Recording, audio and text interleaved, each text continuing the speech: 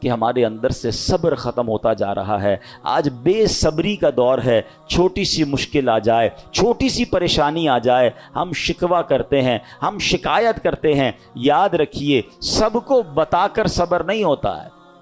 بعض اوقات ہمارے ساتھ کوئی پرابلم ہو, پورے محلے کو بتایا, ارے بھائی بڑا مسئلہ ہے, کاروبار ڈاؤن ہو گیا ہے, طبیعت بالکل ٹھیک نہیں ہے, فلاں نقصان ہو گیا ہے, سب کو بتا کر آخر میں کہتے ہیں جناب میں تو صبر ہی کر رہا ہوں.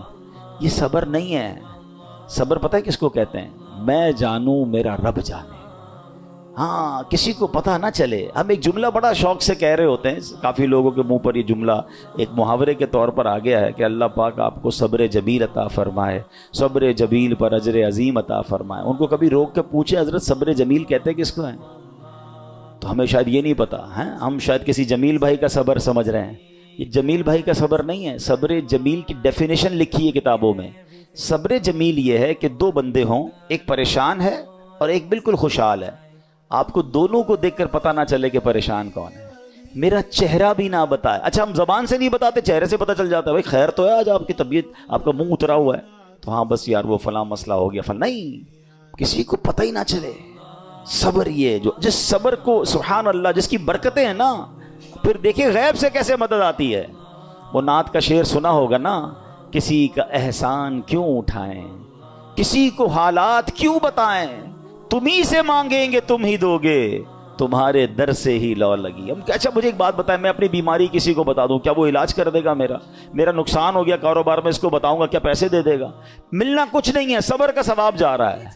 تو اللہ کرے کہ یہ بات سمجھ آ جائے کہ ہم پراپر صبر کرنے والے بنے. ہے بات بڑی گہری, لیکن عقل مند لوگ پک کر لیں گے. حضرت رابعہ بصریہ رضی اللہ تعالیٰ عنہ نے, بڑی ولیہ تھیں, بڑی کمال کی خاتون تھیں. ان کے قریب سے ایک شخص گزرا, اس کے سر پر پٹی بندھی ہوئی تھی. تو حضرت رابعہ بصریہ نے پوچھا کیوں پٹی باندھی ہے؟ کہتے ہیں سر میں درد ہے, بیمار ہوں اس لیے پٹی باندھی ہے. آپ نے پتہ کیا کہا, کیا کبھی صحت کی پٹی بھی باندھی تھی؟ اب یہ بات بڑی گہری ہے. یعنی ان کا کہنا یہ تھا کہ رب نے تمہیں اتنے دن تک صحت مند رکھا, کسی کو نہیں بتایا. آج تھوڑے دن کے لیے بیماری ہوئی تو پٹی باندھ کے سب کو بتا رہے ہو کہ اللہ نے بیمار کیا ہے. یہ بات سمجھنی ہے کہ ہماری پرابلم ہماری ہے. میرا رب, اگر رب راضی ہے میری پرابلم پر تو میں بھی راضی ہوں نا. کیونکہ آپ حدیثیں تو پڑھیں کہ نبی پاک علیہ الصلوۃ والسلام کی حدیث پاک ہے جس کا مضمون ہے کہ اللہ پاک جس بندے سے محبت کا ارادہ فرماتا اس پر آزمائشوں کی بارش بھیج دیتا ہے. اب بڑی اہم بات ہے کہ محبت بھی ہو رہی ہے اور آزمائشیں بھی آ رہی ہیں. حدیث کا اگلا حصہ اس کو کلیریفائی کرتا ہے کہ حدیث پاک کا مضمون ہے کہ رب کی رضا یہ ہے کہ میرے بندے سے دنیا میں جو خطائیں ہو گئی ہیں میں آزمائشیں بھیجوں, یہ صبر کرے, اس کے گناہ معاف ہو جائیں, اب میرے پاس آئے تو گناہوں سے پاک ہو کر آئے, میں اسے اپنی جنت میں داخل کر دوں. تو آزمائشیں تو میرے گناہ معاف کروانے آئی تھیں, اور ہم ہیں کہ ان آزمائشوں پر واویلا مچا رہے ہیں, لوگوں کو بتا رہے ہیں, شکوے کر رہے ہیں. بعض اوقات تو زبان سے جملے ایسے کہہ دیتے ہیں جو اللہ کی بارگاہ میں ناراضی کا سبب بنتے ہیں. نہیں میرے پیارے اسلامی بھائی, ہمیں یہ غور کرنا چاہیے کہ جس رب نے ساری زندگی چھاؤں میں رکھا ہے, اگر کچھ دن دھوپ کے آئے ہیں تو صبر سے گزارنا. یہ امتحان ہے. قرآن میں رب نے فرمایا نا, وہی بات والی بات ہے, قرآن پڑھیں نا, اللہ فرماتا ہے وَلَنَبْلُوَنَّكُمْ بِشَيْءٍ مِّنَ الْخَوْفِ وَالْجُوعِ وَالنَّقْصٍ مِّنَ الْأَمْوَالِ وَالْأَنفُسِ وَالثَّمَرَاتِ وَبَشِّرِ الصَّابِرِينَ. اللہ نے تو لسٹ بھی دے دی ہے, ہم ان قریب تمہیں آزمائیں گے, بھوک سے مال کم ہو جائیں گے, بیمار ہو جاؤ گے, خوف آ جائے گا, پرابلمز آئیں گی, مگر آگے کیا فرمایا, وَبَشِّرِ الصَّابِرِينَ, خوشخبری ہے صبر والوں کے لیے. الَّذِينَ إِذَا أَصَابَتْهُمْ مُصِيبَةٌ, جب وہ مصیبت میں گرفتار ہو جاتے ہیں, قالوا انا للہ وانا الیہ راجعون, کہتے ہیں ہم اللہ ہی کا مال ہے, اللہ ہی کی طرف لوٹ کر جانا ہے. تو اللہ قرآن کی اس آیت کے صدقے ہمیں صبر کرنے والا بنا دے. نیکیوں میں صبر, جیسے بعض اوقات انسان نیکی کرتا ہے تو اس کو تکلیف ہوتی ہے, مشکل ہو رہی ہوتی ہے, فجر کے لیے اٹھنا ہے, نیکی کی دعوت دے رہا ہے تو کوئی مخالفت کر رہا ہوتا ہے, دین کا کام کر رہا ہوتا ہے تو رکاوٹیں آ رہی ہوتی ہیں. تو نیکی کرنے میں جو تکلیف ہو اس پر صبر کرنا, یہ ایک صبر کی قسم ہے. دوسرا, ممنوعات سے بچنے کی مشقت پر صبر. جیسے گناہ کرنے کو جی چاہ رہا ہے, گناہ کرنا آسان ہو گیا ہے, موقع مل رہا ہے, اور انسان اب کوئی روکنے والا بھی نہیں ہے, اب وہ صبر کر رہا ہے. اب وہ اپنے آپ کو روک رہا ہے، مال آگے آ رہا ہے، حرام روزی نظر آ رہی ہے، چانس مل رہا ہے، چوری کرنے کا چانس مل رہا ہے، دھوکہ دینے کا چانس مل رہا ہے، ایک ڈیل آئی ہے جناب جس میں بڑے پیسے ہیں، تھوڑا سا گڑبڑ کرنی ہے، یہ صبر کرنا ہے، یہ صبر اللہ کو بڑا پسند ہے۔ ہاں، اس پر صبر کرنا یہ بھی صبر کی قسم ہے۔ اور آپ نے قرآن کی وہ آیت یاد رکھنی ہے کہ ان اللہ مع الصابرین، اللہ صبر کرنے والوں کے ساتھ۔ ہم لوگ بعض اوقات سمجھتے ہیں کہ جو مار پڑتی ہے، جھگڑا ہوتا ہے، بیماری ہو جاتی ہے، اسی پر صبر، یقیناً یہ بھی صبر کی ایک قسم ہے۔ تیسری قسم ہی یہی ہے کہ دنیا کی مصیبتوں اور آفتوں پر صبر کرنا، لیکن جو پہلی دو قسمیں ہیں نا، یہ بھی صبر ہی ہے، اور بڑا کمال کا صبر ہے کہ نیکی کرنے میں مشکل ہو رہی ہے، بندہ صبر کر رہا ہے مگر نیکی کیے جا رہا ہے۔ بعض اوقات روزہ رکھتے ہیں، تکلیف ہوتی ہے، مشقت والا کام بھی ہے، پھر بھی روزہ رکھ رہے رمضان کا، صبر کر رہے ہیں نا، یہ بھی صبر کرنے والا ہے۔ گناہ کا موقع مل رہا ہے، گناہ نہیں کر رہا، رک رہا ہے، یہ بھی صبر کرنے والا ہے۔ تکلیف آ گئی، آفت آ گئی، مصیبت آ گئی، اللہ کی رضا پر راضی ہے، صبر کر رہا ہے، یہ بھی صبر کرنے والا ہے۔ اچھا، اب اس میں ورابطو، قرآن میں ایک اور لفظ ذکر ہوا اس آیت میں، اس لفظ کے مفہوم پر مفسرین نے کافی تفصیلی کلام کیا، جس کا خلاصہ یہ ہے کہ لفظ ورابطو کے دو معنی ہو سکتے ہیں۔ سرحد پر اپنے جسموں اور گھوڑوں کو کفار سے جہاد کے لیے تیار رکھو، نمبر دو اللہ تعالیٰ کی اطاعت پر کمر بستہ رہو۔ تو جو لوگ سرحدوں کی، اسلامی سرحدوں کی حفاظت کرتے ہیں، اپنی جان جوکھوں میں ڈالتے ہیں، شہید ہو جاتے ہیں، اپنا سب کچھ لٹا دیتے ہیں، ان کے بڑے مرتبے قرآن میں بیان ہوئے، اور اس کی تو بڑی فضیلتیں ہیں۔ سبحان اللہ، یاد رکھیے کہ اسلامی ملک کی بقا، مسلمانوں کی حفاظت، دین کی سربلندی، اسلام کی قوت کا اظہار، لوگوں کے حقوق کا تحفظ، پیغام الہی کے لیے تبلیغ، کفر کی راہ میں رکاوٹ اور اس کی روک تھام میں اسلامی ملک کی سرحدوں کی حفاظت کا بہت عمل دخل ہے۔ حضرت سہل بن سعد ساعدی رضی اللہ تعالیٰ عنہ فرماتے ہیں کہ سرکار دو عالم علیہ الصلوۃ والسلام نے ارشاد فرمایا، راہ خدا میں ایک دن سرحد کی نگہبانی کرنا دنیا و ما فیہا سے بہتر ہے، یعنی دنیا اور اس کے اندر جو کچھ ہے وہ سب سے بہتر یہ ہے کہ اللہ کی راہ میں اسلامی سرحدوں کی حفاظت کی جائے۔ تو اخلاص کے ساتھ جو یہ کام کرتے ہیں وہ ان کے بڑے مرتبے ہوتے ہیں۔ حضرت سلمان رضی اللہ تعالیٰ سے روایت ہے، نبی پاک علیہ الصلوۃ والسلام نے ارشاد فرمایا، ایک دن اور ایک رات سرحد کی حفاظت کرنا ایک مہینے کے روزوں اور قیام سے بہتر ہے۔ حفاظت کرنے والا اگر مر گیا تو اس کے اس عمل کا اجر جاری رہے گا اور وہ فتنہ قبر سے محفوظ رہے گا۔ تو یہ نصیب والوں کا حصہ ہوتا ہے۔ ٹھیک ہے، اب ہم نے دو باتیں اس آیت سے سیکھی کہ ایک صبر کرنا ہے، مصیبت آئے تو صبر کرنا ہے، نیکیاں مشکل لگ رہی ہیں پھر بھی نیکیاں کرنی ہے، فرض پورا کرنا ہے، صبر کرنا ہے، اور اسی طرح گناہ کرنے کا موقع مل رہا ہے، چانس مل رہا ہے، بڑھ کر گناہ آ رہا ہے، اپنے آپ کو روکنا ہے، صبر کرنا ہے، یہ سب صبر میں شامل ہے۔ اور پھر ہم نے اسلامی سرحدوں کی حفاظت کے بارے میں سنا۔ اسی طرح میرے پیارے اسلامی بھائیوں، نبی پاک نے ایک بار صحابہ کرام سے فرمایا، تمہیں ایسی چیز نہ بتا دوں جس کے سبب اللہ تعالیٰ خطائیں مٹا دے اور درجات بلند کرے؟ عرض کی حضور ضرور بتائیے۔ ارشاد فرمایا، جس وقت وضو ناگوار ہوتا ہے اس وقت وضو کامل کرنا، اور مسجدوں کی طرف قدموں کی کثرت، اور ایک نماز کے بعد دوسری نماز کا انتظار، اس کا ثواب ایسا ہے جیسا کفار کی سرحد پر حمایت بلاد اسلام کے لیے گھوڑا باندھنے کا ہے۔ یعنی کچھ لوگوں کو تو جہاد کا موقع ملتا ہے، اللہ ان کو سلامتی عطا فرمائے، مگر عام مسلمان جیسے ابھی کوئی اگر اسلامی سرحدوں پر ہمارے ملک میں کوئی ایسا معاملہ نہیں اور ہم نہیں جا پا رہے، تو یہ کتنی پیاری حدیث ہے کہ ایک نماز سے دوسری نماز کا انتظار کرنا، جب وضو مشکل ہو اس وقت وضو کرنا، سردیوں میں بعض اوقات وضو مشکل ہو جاتا ہے، مسجدوں کی طرف قدم رکھ چلنا، تو آقا فرماتے ہیں اس کا ثواب ایسا ہے کہ کفار کی سرحد پر حمایت بلاد اسلام کے لیے گھوڑا باندھنے کا۔ تو اے میرے پیارے اسلامی بھائیوں، قرآن پاک کی آیتوں میں ہم سب کے لیے بہت سارے میسج ہیں۔ ایک بڑی کمال کی آیت ہے، اور اس آیت نے ہزاروں، میں کہوں کہ بہت سارے لوگوں کی زندگی میں زبردست انقلاب برپا کر دیا، صرف ایک آیت نے۔ آیت کیا ہے؟ الم یأن للذین آمنوا ان تخشع قلوبہم لذکر اللہ، 27واں پارہ ہے، سورہ حدید ہے، آیت نمبر 16 ہے۔ اس ایک آیت میں اتنا گہرا میسج ہے۔ اس کی میننگ کیا ہے؟ معنی یہ ہے، کیا وقت نہیں آیا ان لوگوں کے لیے جو ایمان لائے کہ جھک جائیں ان کے دل اللہ کی یاد کے لیے؟ یعنی جھنجھوڑا گیا ہے کہ بھی وقت نہیں آیا کہ توبہ کرو اور اللہ کی طرف جھک جاؤ۔ اب دیکھیے جس کے دل پہ اثر ہونا ہوتا ہے کیسا ہوتا ہے، جو پاکیزہ دل اللہ پاک جن کے دلوں پر قرآن کا اثر ڈالتا ہے کیسا ہوتا ہے، کہ حضرت فضیل بن عیاض رحمت اللہ تعالی علیہ، یہ بہت بڑے اللہ کے ولی گزرے ہیں، مگر شاید بہت کم لوگوں کو پتا ہوگا کہ توبہ سے پہلے یہ بہت بڑے ڈاکو تھے، اور اتنے خطرناک ڈاکو تھے کہ محلے والے، علاقے والے، شہر والے ان سے ڈرا کرتے تھے۔ آپ نے قرآن مجید کی ایک آیت پر عمل کیا، ہوا کیا کہ ایک بار آپ قافلے کے ساتھ کہیں جا رہے تھے، قافلے میں ایک شخص جو تھا تلاوت قرآن کر رہا تھا، اور اس نے یہ آیت پڑھ دی۔ آیت کیا ہے؟ الم یأن للذین آمنوا ان تخشع قلوبہم لذکر اللہ، کیا وقت نہیں آیا ان لوگوں کے لیے جو ایمان لائے کہ جھک جائیں ان کے دل اللہ کی یاد کے لیے۔ اب جب یہ آیت آپ نے سنی نا، حضرت فضیل بن عیاض کے دل پر ایسا اثر ہوا، اتنا روئے اور کہتے ہیں یا اللہ وہ وقت آ گیا ہے کہ ہم تیری راہ میں چل پڑیں۔ آپ رحمت اللہ تعالی زاروں کے تار رونے لگے، اس کے تقاضے پورے کیے، لوگوں کا لوٹا ہوا مال واپس کیا، اور اپنے سارے جو ڈاکوؤں کا گروپ تھا کہہ دیا کہ میں نے توبہ کر لی ہے، اب میں اللہ کی نافرمانی نہیں کروں گا۔ ڈاکوؤں کے قافلے والوں نے کہا کہ سردار اب ڈکیتی میں بھی ہمارے سردار تھے، اب توبہ کر لی تو اس میں بھی آپ ہمارے سردار ہیں۔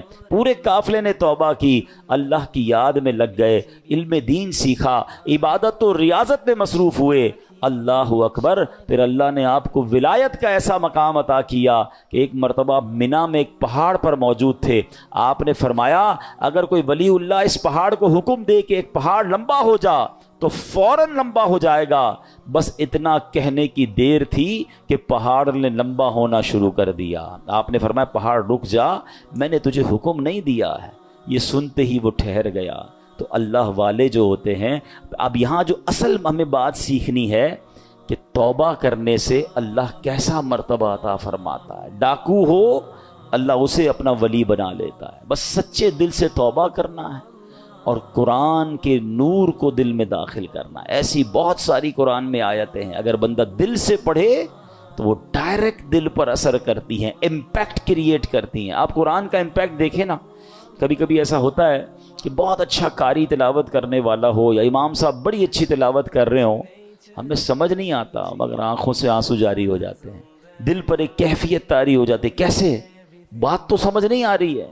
یہ وہ قرآن کا نور ہے، یہ وہ قرآن کی برکت ہے جو آپ اپنے دل میں محسوس کرتے ہیں۔ اللہ کرے کہ میں اور آپ سمجھ کر قرآن پڑھنے والے بنیں اور قرآن کی برکتیں حاصل کریں۔ صحابہ کرام کس طرح عمل کرتے تھے؟ قرآن کی آیت پڑھتے تھے اور نیکی پر عمل کر لیتے تھے۔ بخاری شریف کی ایک حدیث ہے، حضرت ابو طلحہ انصاری رضی اللہ تعالیٰ بڑے مالدار صحابی تھے، انہیں اپنے مال میں بے روحا، یہ بڑا پیارا ایک آپ کا کنواں تھا، باغ بھی تھا، وہ باغ بڑا پسند تھا آپ کو، تو بے روحا نامی باغ انہیں بڑا پسند تھا۔ تو قرآن کی آیت نازل ہوئی، لن تنالوا البر حتى تنفقوا مما تحبون، یہ چوتھے پارے کی پہلی آیت ہے۔ اب دیکھیں اس ایک آیت میں میسج کتنا ہے، 6600 سے زیادہ آیتوں میں کیا کیا خزانے ہوں گے۔ میں نے آپ کو ابھی ایک آیت سنائی جس نے حضرت فضیل بن عیاض کو بدل دیا، ابھی ایک آیت سنائیے چوتھے پارے کی پہلی آیت۔ ترجمہ کیا ہے اس کا؟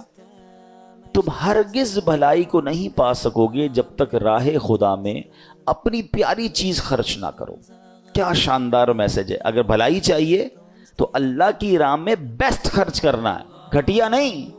اچھا انہوں نے پڑھی یہ آیت، ابھی نازل ہوئی، ابھی پڑھی، فوراً نبی پاک کی بارگاہ میں حاضر ہوئے، کہتے حضور بے روحا جو ہے نا باغ مجھے بڑا پسند ہے، اللہ نے فرمایا ہے بھلائی جب ملے گی، جب بہترین چیز خرچ کرو گے، حضور میں اپنا یہ پورا باغ ہی راہ خدا میں خرچ کرتا ہوں، صدقہ کرتا ہوں۔ ادھر آیت پڑھی، ادھر عمل شروع۔ ہم نہ جانے کتنے بیان سنتے ہیں، کتنی آیتیں پڑھتے ہیں، کتنا قرآن پڑھتے ہیں، عمل کدھر ہے؟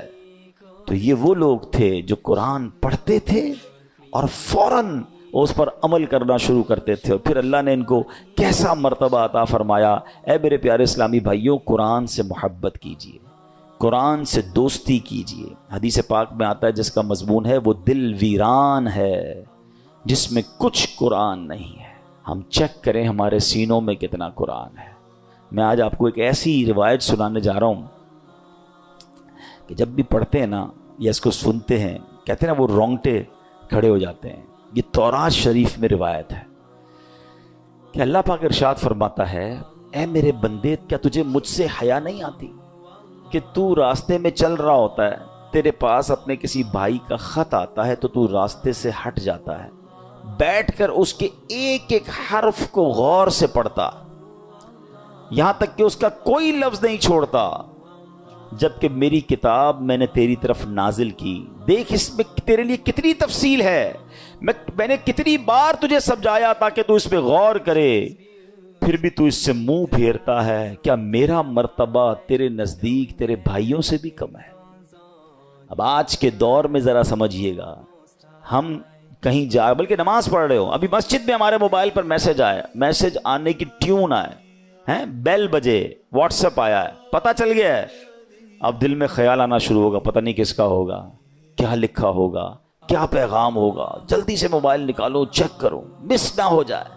کال آئی ہے, فوراً دیکھیں گے کس کی آئی ہے. غور کیجئے, اللہ فرما رہا ہے, کتنی حقیقت بات ہے کہ ہم مسجد میں, نماز میں, سفر میں, ٹریول میں میسج آئے چھوڑتے نہیں.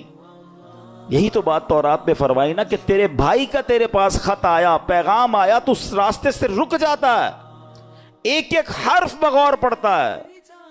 اور میں نے جو تجھ پر کتاب نازل کی, تیرے پاس اس کے لیے ٹائم نہیں ہے. کتنی ہدایت کی باتیں ہیں, کتنا تجھے اس میں سمجھایا ہے, کتنا تجھے بتایا ہے.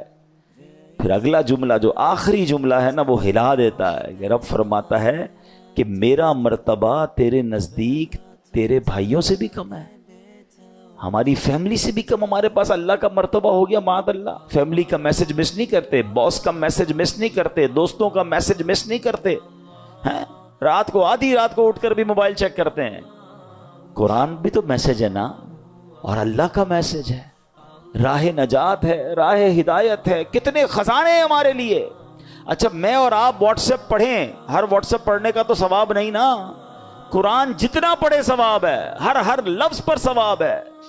اور برکتیں کیسی ہیں, اللہ اکبر, اللہ اکبر. ایک صحابی ہیں حضرت ثابت بن قیس, ان کا گھر جو ہے, رات کے وقت ان کا گھر ایسے چمکتا تھا جیسے روشن چراغ چمکتا ہے. اس زمانے میں تو بجلی کا انتظام نہیں تھا, تو لوگوں نے نبی پاک سے تذکرہ کیا کہ حضور ثابت بن قیس کا گھر پورے محلے میں چمکتا رہتا ہے چراغ کی طرح. تو نبی پاک نے پتہ کیا فرمایا, ثابت بن قیس ضرور رات کو سورہ بقرہ کی تلاوت کرتے ہوں گے. صحابہ نے آ کے پوچھا کیا ایسا ہی ہے؟ کہتے ہاں, میں روز رات کو سورہ بقرہ کی تلاوت کرتا ہوں. یعنی آپ غور کریں کہ قرآن پڑھنے پر ثواب, برکتوں کا نزول, فرشتوں کا نزول, ہدایت الگ مل رہی ہے, گائیڈنس الگ مل رہی ہے. But we have no time to read Quran and have no time to understand Quran. لیکن جو میسیجز آ رہے ہیں, جو ای میلز آ رہی ہیں, جو واٹس ایپ آ رہے ہیں, سب پڑھ رہے ہیں, سب دیکھ رہے ہیں, مس نہ ہو جائے. کتنی بڑی بات ہے کہ اللہ کے پیغام کے لیے وقت نہیں ہے. ہم مسلمان ہیں, ہم کیا یہ جواب دے سکیں گے قیامت کے دن کہ اللہ بڑا بیزی تھا, ٹائم نہیں تھا, بیزی لائف تھی, فیملی لائف تھی؟ نہیں میرے پیارے اسلامی بھائی, اس کو محسوس کیجئے. آپ میں سے بہت سارے مجھے ایسے چہرے نظر آ رہے ہیں کہ جو بزنس مین بھی ہیں, اپنے اپنے کاروبار میں باس کی حیثیت رکھتے ہیں, یا مینیجر ہیں, یا HOD ہیں. ہم کیا کرتے ہیں نارملی, رات کو سونے سے پہلے ہم اپنے مینیجر کو, اپنے امپلائی کو کچھ میسیجز کرتے ہیں کہ بیٹا صبح اٹھ کے یہ کام کر لینا, یہاں سے چیک اٹھا لینا, فلاں فائل وہاں دے دینا, بینک میں یہ پیسے ڈلوا دینا. 5 7 8 کام دے کے آپ فری ہو گئے. آپ کو پتہ ہے اب جب میں اٹھ کر کھانا وانا کھا کے بریک فاسٹ کر کے آفس پہنچوں گا, یہ سارے کام ہو گئے ہوں گے, کیونکہ اس کی ڈیوٹی یہی ہے. اب ایک دن آپ صبح اٹھے اور آپ نے فون کیا کہ میں نے آپ کو کام دیے تھے, وہ سارے ہو گئے. وہ کہے کہ سر وہ آپ کا میسج نہیں سن سکا. مجھے بتائیں آپ کا کیا رپلائی ہوگا؟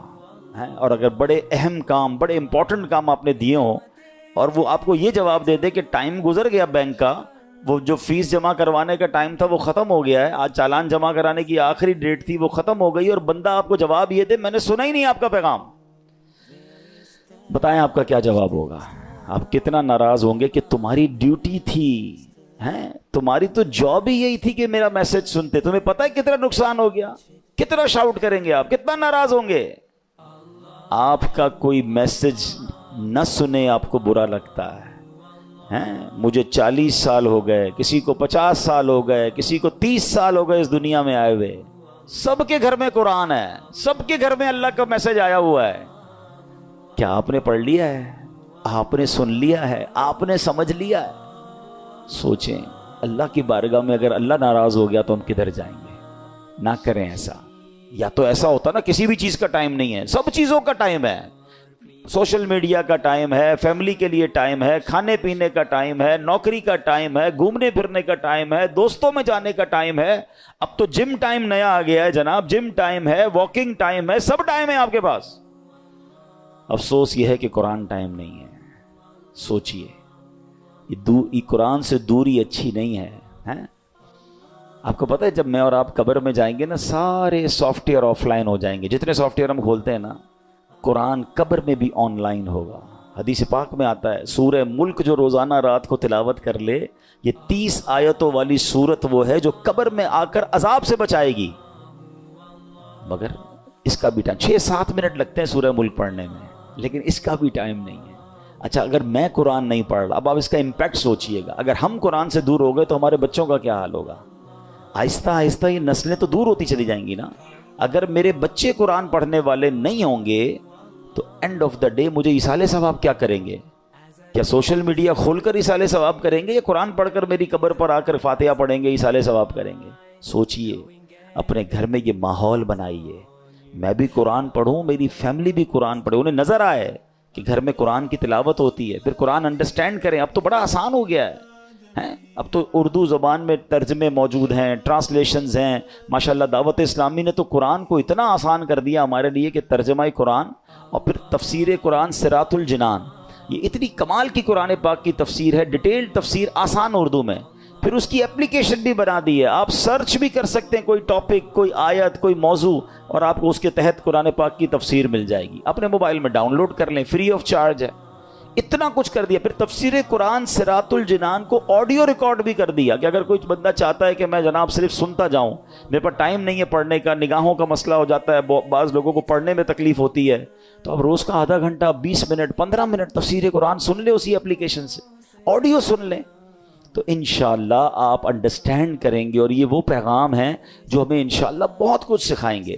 تو آج میں قرآن پاک کی ایک ایسی آیت، الحمدللہ ہم یہ بھی کوشش کرتے ہیں کہ جس میں ہم قرآن پاک کی ان آیتوں کا ذکر کریں کہ جس میں اللہ نے براہ راست مومنوں سے بات کی ہے. اے ایمان والو کہہ کر، او یو بلیورز، یا ایھا الذین آمنو. یاد رکھیے گا ویسے تو مور دین 6000 آیات ہیں قرآن میں، مگر 89 آیتیں وہ ہیں جس میں ڈائریکٹلی مجھ سے اور آپ سے اللہ نے بات کی ہے. پیارے بھائیوں، کم از کم وہ 89 آیتیں تو پڑھ لیں کہ اللہ نے مجھے کہا کیا ہے، حکم کیا دیا ہے، آرڈر کیا دیا ہے. اب انہی میں سے ایک آیت آج میں تلاوت کر رہا ہوں. یہ پارہ نمبر 4 ہے، سورہ آل عمران ہے، اور آیت نمبر 200. اللہ ارشاد فرماتا ہے، یا ایھا الذین آمنوا اصبروا وصابروا ورابطوا واتقوا اللہ لعلکم تفلحون. ترجمہ قرآن، اے ایمان والو صبر کرو اور صبر میں دشمنوں سے آگے رہو، اور اسلامی سرحد کی نگہبانی کرو، اور اللہ سے ڈرتے رہو اس امید پر کہ تم کامیاب ہو جاؤ. اس میں 2-3 بڑے پیارے میسج ہیں. اس آیت میں ارشاد فرمایا، اے ایمان والو نیکیاں کرنے، گناہوں سے بچنے کی مشقت، دنیاوی مصیبتوں اور آفتوں پر صبر کرو، اور جنگ کی سختیوں کے موقع پر صبر کرنے میں کفار پر غالب رہو. صبر و استقامت میں ان سے کمتر ثابت نہ ہونا، اور اسلامی سرحد پر اپنے جسموں اور گھوڑوں کو کفار سے جہاد کے لیے تیار رکھو. اللہ تعالیٰ کی اطاعت پر کمر بستہ رہو، اور تمام احوال میں اللہ تعالیٰ سے ڈرتے رہو، اور اس امید پر کہ تم جہنم سے نجات پا کر جنت حاصل کرنے میں کامیاب ہو جاؤ. اب یہاں میرے پیارے اسلام میں کچھ الفاظ کے ذرا تفصیل سے معنی. صبر اور مصابرہ کا معنی.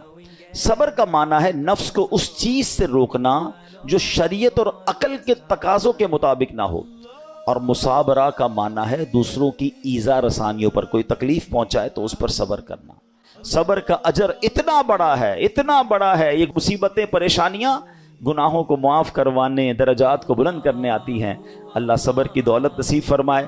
آمین بجاہ النبی الامین صلی اللہ علیہ وسلم.